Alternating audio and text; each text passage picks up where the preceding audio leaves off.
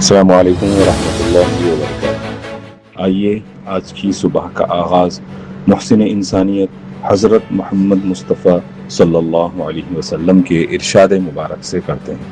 ارشاد فرمایا، اللہ تبارک و تعالی اپنے بندے سے رات کے آخری پہر میں زیادہ قریب ہوتے ہیں، تو تم ممکن ہو تو ان لوگوں میں سے ایک ہو جاؤ، یعنی ایسے بنو کہ اس وقت اٹھ کر اللہ کو یاد کرتے ہیں۔ روایت حضرت عمر ابن عطاب رضی اللہ تعالی عنہ۔ باب المندم میں جہاز پر حوثی حملہ، 3 ارکان عملہ ہلاک، پاکستانی وزیر داخلہ مصالحتی کوشوں میں تہران پہنچ گئے۔ باب المندم میں کیے گئے ایک تازہ حملے میں ایک کارگو جہاز کے 3 ارکان عملہ ہلاک ہو گئے، ان میں 2 پاکستانی اور ایک انڈونیشیائی شہری شامل ہے۔ ایران کی تائید کے حامل حوثیوں نے باب المندم میں ایک چھوٹے کارگو جہاز پر حملہ کیا۔ پائلٹ حشیش کے نشے میں طیارہ چلا رہا تھا۔ تائی لینڈ کے شہر پھوکٹ سے دلی تک ایئر انڈیا کی فلائٹ کے پائلٹ ان کمانڈ ڈرگز کے لیے مثبت پائے گئے۔ یہ وہی فلائٹ ہے جس نے گزشتہ ہفتے اچانک بلندی کھو دی تھی۔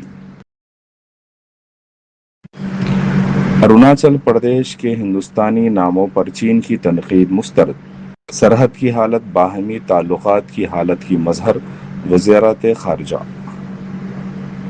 ہندوستان نے منگل کو کہا کہ چین سے متصل سرحد کی حالت باہمی تعلقات کی حالت کی مظہر ہوتی ہے اور LAC پرامن اور ہم آہنگی کی برقراری انتہائی اہم ہے۔ وزارت خارجہ نے نئی دہلی کی جانب سے اروناچل پردیش کے 27 مقامات کی ان معیاری ناموں کے ساتھ نشاندہی کی چین کی جانب سے تنقید کو مسترد کر دیا اور کہا کہ ریاست ہندوستان کا اٹوٹ اور ناقابل علیحدہ حصہ ہے۔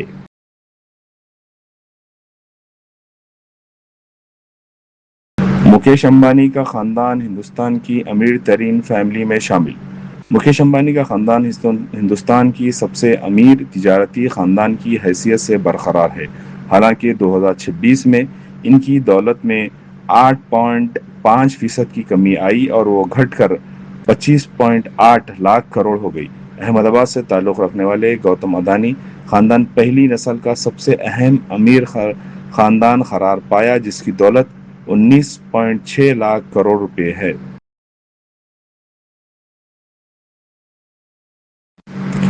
حج 2027 کی پہلی قسط کی ادائیگی کی تاریخ میں 17 اگست تک توسیع، عازمین سے فوری رقم ادا کرنے مولانا خسرو پاشا صدر نشین تلنگانہ اسٹیٹ حج کمیٹی کی اپیل۔ مولانا سید شاہ غلام افضل بیابانی خسرو پاشا صدر نشین تلنگانہ اسٹیٹ حج کمیٹی نے کہا کہ حج 2027 کے خواہش مندوں کی آن لائن قرعہ اندازی کا عمل جمعرات 30 جولائی کو حج کمیٹی کی دفتر واقع حج ہاؤس میں عمل آیا تھا۔ تلنگانہ کے عازمین حج کو ایڈوانس کی رقم ادا کرنے کی تاریخ 10 اگست مقرر تھی، چونکہ 8 تا 10 اگست مسلسل بینکوں کو تعطیلات کی وجہ سے بیشتر عازمین حج رقم ادا کرنے سے محروم تھے، اس لیے مرکزی حج کمیٹی کے اعلامیہ کے مطابق 10 اگست سے 17 اگست تک تاریخ میں توسیع کر دی گئی۔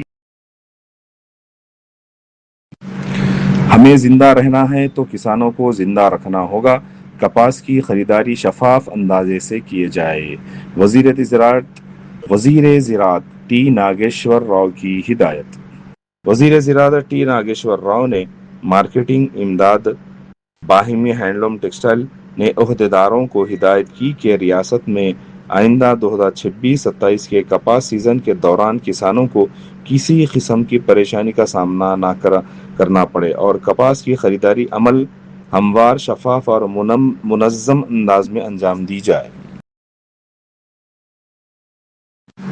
یوم آزادی سے اسمارٹ راشن کارڈ کی ریاست گیر تقسیم چیف منسٹر سنگا ریڈی میں آغاز کریں گے، وزیر اتم کمار ریڈی کا جائزہ اجلاس۔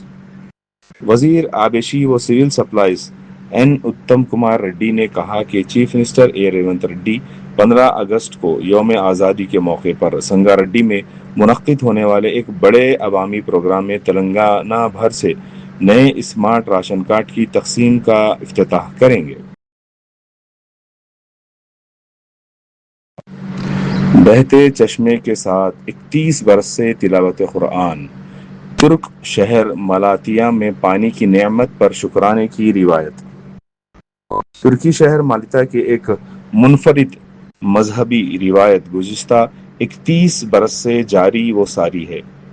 گندوز بے کتاب نامی آبی مرکز میں 1995 سے لاؤڈ اسپیکروں کے ذریعے 24 گھنٹے بلا تعطل قرآن مجید کی تلاوت کی نشر کی جا رہی ہے۔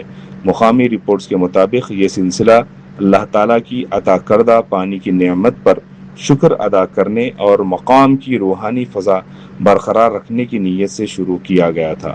یہ آبی مرکز ملاتیا کے علاقے میں واقع ہے، جہاں داغی کے پہاڑی سلسلے سے آنے والے قدرتی چشمے کا پانی جمع کر کے شہر کے پینے کے نظام تک پہنچایا جاتا ہے۔ معزول شامی صدر بشار الاسد کو سزائے موت سنائی گئی۔ انسانیت کے خلاف جرائم کے قصوروار دمشقی عدالت کا فیصلہ۔ دمشق کی ایک عدالت نے منگل کو شام کے سابق صدر بشار الاسد کو منصوبہ بند قتل کا مجرم قرار دیتے ہوئے موت کی سزا سنائی۔